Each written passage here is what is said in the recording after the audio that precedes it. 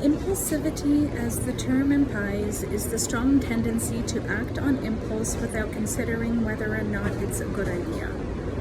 As noted in Chapter 2, impulsive actions can be a significant issue for many teens. So when this characteristic is part of the syndrome of ADHD, problems can be even more extreme. With hyperactivity, an individual simply cannot sit still for very long and will have a very strong tendency to fidget and move. Attention deficit hyperactivity disorder is a medical term for a disorder. However, while there are specific brain function differences in individuals with ADHD, we don't have to view this as a disorder. We can see it as simply a difference in traits that have been genetically selected for tens of thousands of years. Often, individuals with LD or ADHD observe things that others miss, and they can be extremely creative.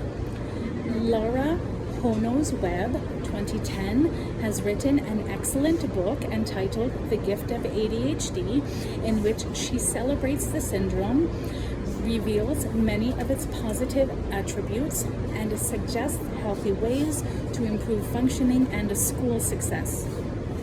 The challenges of LD and ADHD. LD and ADHD share many of the same symptoms. Teens with these issues tend to perform below their potential or true ability. LD and ADHD create certain challenges in both school and home environments. Difficulty getting started on home schoolwork, finishing work, staying on task, following directions, organizing work and the workspace, and remembering to turn work in on time can all be common problems for kids with ADHD and LD. Because of this, they can seem uncooperative, unmotivated, sloppy, insensitive, self-centered, or otherwise difficult. Injured self-image. If these issues are not assessed and addressed, a teen's underperformance can look like an unwillingness to cooperate. In fact, the effect of living with LD and ADHD can be very demotivating for kids. Imagine going to school every day and constantly struggling to understand what's going on, or struggling to express your knowledge when you do understand. Facing schoolwork can become onerous and unrewarding. It's easy for a kid to conclude that she isn't smart or is incapable. Being perceived as the chronic source of parental dissatisfaction can injure a child or teen's self-esteem as well. After struggling with this for some time and having their best efforts come up short, kids with LD and ADHD can simply feel like failures and eventually quit trying. And this complicates things because teachers and parents then have a hard time differentiating between ability and effort. The control battle begins. Really bright kids can often do quite well in spite of their LD or ADHD. When this is the case, their LD or ADHD can be missed entirely. Then, when their condition does begin to limit their performance, parents and teachers focus on what they mistakenly consider to be a lack of cooperation and motivation. This is where the control battle begins to develop. Let's say a child has done well in elementary school and is considered bright and capable. When he enters adolescence and moves from elementary to middle school, the work becomes more challenging and the need to be organized is beyond his ability. This kid's performance will go down, his sense of futility will go up, and his willingness to apply himself may diminish. At this point, his teachers and parents become upset with him, labeling him lazy and oppositional. He has the ability, he just doesn't apply himself. She disrupts others in the class. He spends his time looking out the window instead of doing his work. She's constantly interrupting. He needs to be the center of attention. Her work is messy and incomplete. She just doesn't care. This negative labeling is further demotivating and creates greater resistance. The cycle of fighting and punishment becomes the defining characteristic of the parent-teen relationship, and a control battle is born. If you suspect that your child or teen has learning disabilities or ADHD, or you can't figure out why he isn't doing as well as you think he should be, speak with his teacher or school counselor. Schools assess for these conditions and offer resources and a recommendation. An alternative to school assessment and a service is working with an independent educational consultant specifically trained to provide assessment, educational therapy, and tutoring. Small changes can make a big difference in the ability of teens with LD or ADHD to perform at their best. Having the student sit in front of the classroom, adjusting homework assignments, providing tests orally, allowing reading with audiobooks, offering organizational support, and increasing test-taking time are just a few common changes that schools can make to serve a student's learning needs. Here's some good news. We now understand that we can significantly improve how our brains work. For example, if a teen has difficulty managing the ability to focus, practice can make a significant difference. There are many tools and techniques for addressing the issues of LD and ADHD. So, if your child or teen has ADHD and or LD, know that with educational therapy and practice, new neural connections can be made and performance improved. What about the beast? If it turns out that your teen does have LD or ADHD, you can use this new information to end the control battle and help your son or daughter move forward toward educational and life success. You'll do this by using all of your skills for ending the parent-teen control battle, holding a healthy vision of your teen, staying positive in tone, and being clear that privileges must be earned. And a treatment for LD or ADHD will be part of the program. Keep in mind, a diagnosis of LD or ADHD is not an excuse. It's an opportunity to take this information and use it as a guide to success. Here is a 3-phase approach to help teenagers with LD and ADHD move from frustration and underperformance to independence and success.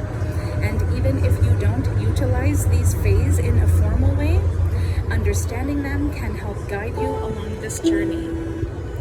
Phase 1. Doors normally open on the right. Support. After a teen is assessed and found to have ADHD or LD, it is important that he receive maximum educational and emotional support that takes these issues into account. The goal is to make sure that the teen experiences some initial educational and personal success and is esteemed and given recognition for this. We want him to have that "I knew I was smart and now it's official" awareness and to feel understood, supported, and optimistic.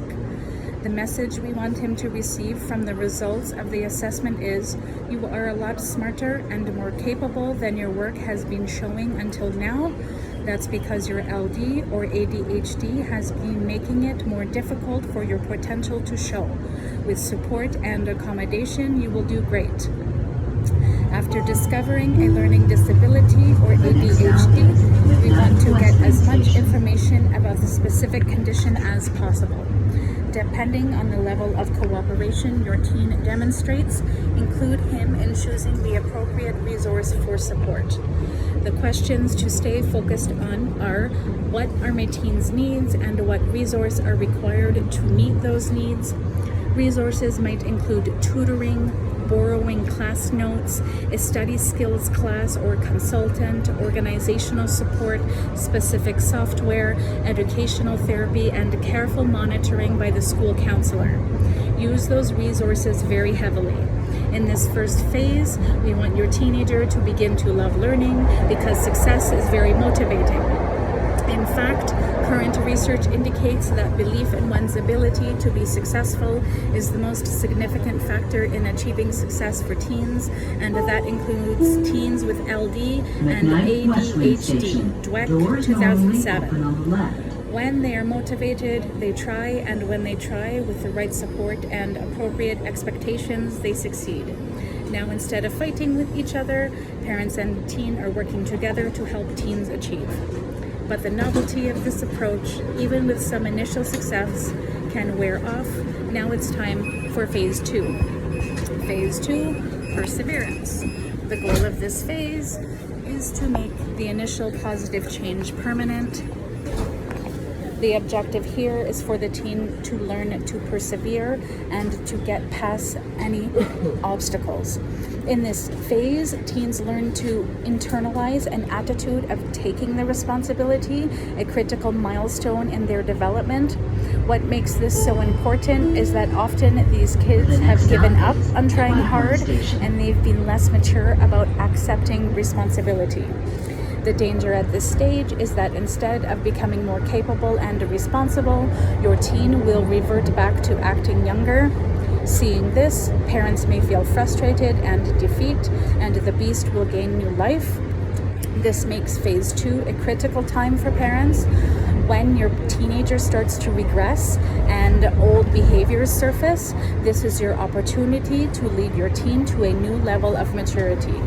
Remember, because of their unique struggles to succeed, teens with LD and ADHD often have not learned to be as responsible as they need to be, so it's easy for parents to see them as young and immature. Therefore, it is important to shift your vision and to think of your teenager not as being young and irresponsible, but as being motivated and capable. By creating and holding this new and healthy vision and communicating it to your teen, you will naturally maintain accountability to high standard, and your teenager will respond in kind. Phase 3, taking control. This final phase occurs when teens take on full control of their responsibilities and independently use and manage the support system. They know what they need from teachers, parents, counselors, tutors, or other consultants, and will contact these individuals on their own. Often this includes regular reviews of progress with a school counselor or educational consultant who acts as a touchstone for the teen. But bear in mind, it's unrealistic to expect kids with LD or ADHD to fully operate in phase 3 before they are at least 16 years old. Let's look at how Luann and her parents went through this stage. Luann's father called me for a counseling appointment, saying that his daughter, a 15-year-old high school sophomore, had become totally uncooperative. Her studies were going downhill, and he and Luann's mother were at their wits' end with her. I met with Luann and her parents, Bob and Lynn. I learned that Luann had been a good student through elementary school, but in junior high school, her excellent grades dropped to B's and C's. Her parents struggled with her through freshman year, trying to get her to do her homework, get to school on time, and manage chores. When I met Luann, she was getting C's, D's, and even an occasional F on her schoolwork. She had always enjoyed choir and was still active in it, but now Luann was in danger of not being allowed to go to a choir competition in another state because of a school policy that restricted students with failing grades from participating. Bob and Lynn were fed up and burned out. They felt like they were involved in a losing battle. At this point, they were struggling with Luann about everything: cleaning her room, eating right, getting home on time, and getting off the phone. They were exhausted and the situation was not improving. Despite their best efforts, Luann was failing. Now what? Luann presented as very bright and personable. She made good eye contact with me and talked as if she had it all together. She reported having many good friends and being involved in lots of activities. Luann seemed to be far less upset about her grades than her parents were. She said she wasn't worried because she wanted to go to the local community college after high school and was sure she could get in. She felt she could get the F up to a passing grade in her world civilization class once she turned in the rough draft of a major research project. She also said that her parents always wanted her to do better in school than she was able to do. Luann and her parents agreed that before the 5th grade she had caught on quickly, and her bright, involved personality brought her lots of attention and praise from her teachers. But since then, it had become a struggle for her to stay organized, keep track of what was expected, and actually do the work. Luann said she felt stuck in her schoolwork, which she found overwhelming. It was neither fun nor interesting, and she rarely got good results, so she procrastinated. She would put off her schoolwork until the best she could do with the remaining time would be a substandard or incomplete job. Bob and Lynn believed that Luann could do well if she put her mind to it, because in classes that she liked, she got A's. She felt that she was too social and that her problems were just the result of her immaturity. Thinking that you can get by in life doing only what you want? How could they get Luann to see this and to take her responsibilities seriously? I agreed with Bob and Lynn that Luann needed to take her work seriously and become successful in her class. Getting low grade is not a formula for success. Even if Luann could be admitted to community college, how would she succeed once she got in? The habit of not trying one's hardest could become a serious character issue. I helped Bob, Lynn, and Luann to understand and to see the control battle that now defined their relationship and the serious toll it was taking on all of them. The parents were chronically upset with Luann and frustrated by her resistance. Luann had become used to her parents' disapproval and had tuned them out. She lowered her expectation for herself and relegated her parents' criticism to background noise. Sadly, Luann now thought of herself as not very smart or successful, and she felt like the quote-unquote problem in her family. When we looked at the situation, it made no sense. Luann was a terrific kid with caring parents, yet they were all feeling pretty miserable. We decided that the control battle beast must be involved, and we resolved to defeat it. I shared with all three of them that Luann had some very strong red flags for ADHD and a learning disability. After all, she had excellent verbal skills, was clearly bright and engaged, and in spite of her struggles at school and at home, she was a good person who wanted to please. Bob and Lynn said that they had thought Luann might have ADHD, but they didn't want to pursue it because they didn't want her on medication. They felt that if she really wanted to do well, she could, and that she would be better off not using drugs. Luann, too, had thought she might have ADHD. She had friends who had it and were on medication, and they described the same things going on with them. Her friends told her that the medication did help some, but it really didn't seem to change things much. I explained that medication wasn't the only possible response to ADHD, and that there are many ways to help people and to teach them to help themselves. I also explained that I was suspicious that Luann might have learning disabilities as well. We agreed to ask the school to do educational testing, and I would do a screening for ADHD. My screening revealed that Luann had enough symptoms to place her in the moderate range of ADHD. While she did not show any hyperactivity, she scored high in distractibility and impulsivity. School testing revealed a significant gap between Luann's intellectual capability and her performance ability. In other words, she knew more than she could express. The school psychologist explained that distractibility caused by ADHD, auditory processing problems, difficulty understanding verbal instructions, and a reading disorder contributed to her learning challenge. The school called a meeting with Luann, her teachers, her parents, the school psychologist, the school counselor, the assistant principal, and me to determine Luann's eligibility for services and to create an individualized educational plan, or IEP. After reviewing the testing, the team determined that Luann was eligible for special education services and to decide on a number of accommodations and support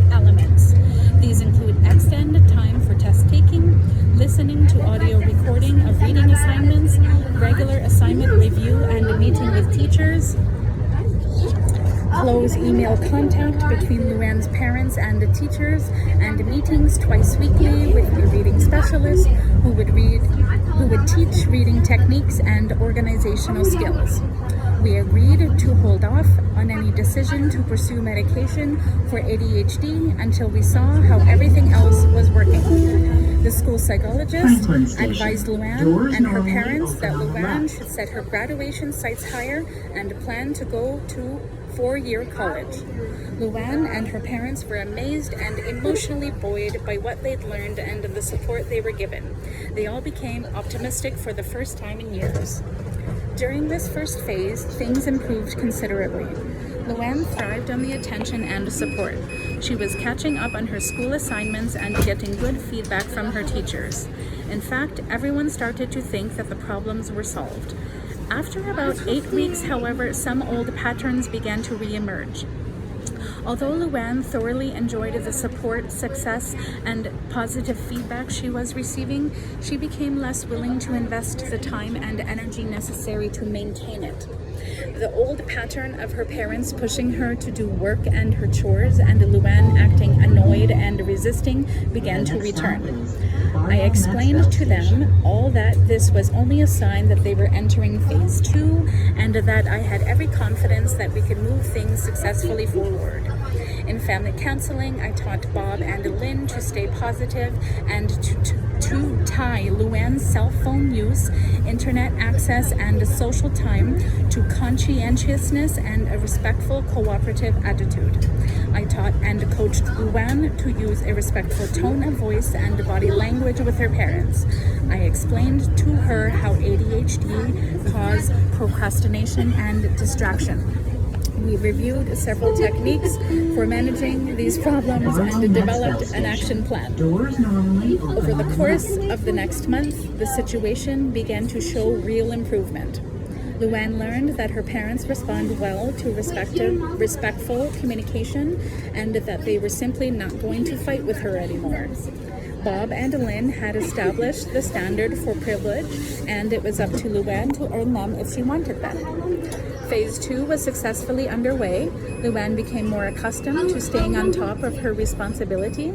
The constant arguing at home evaporated, and Luann was on her way to a more promising future. Once she developed a workable routine for managing her responsibility, she realized that she still had time for texting, talking, and hanging out with friends. The climate at home had changed from Bob and Lynn fighting with Luann and trying to force her to take care of her responsibility to Bob and Lynn supporting Luann in managing her own responsibility. Bob and Lynn gave enormous credit and praise to Luann for the change she made. They talked with her in a tone that conveyed respect for her as a young adult.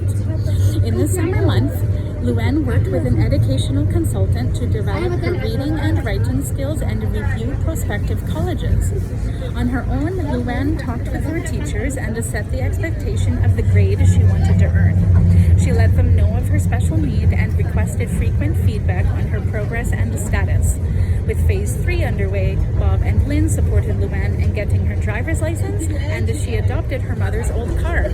By the beginning of her junior year, Luann was off and running. Don't let the beast feed off LD and ADHD. If you are using your best parenting skills to end a control battle, yet your teen continues to struggle with getting schoolwork done or staying on track with responsibilities, a learning disability or ADHD may be part of the problem. Get the best assessment and information you can and build a team that includes you, the professionals, and your team. Then use all of the tools for ending the control battle to support your teen in believing in herself, using her resources, and creating her own success.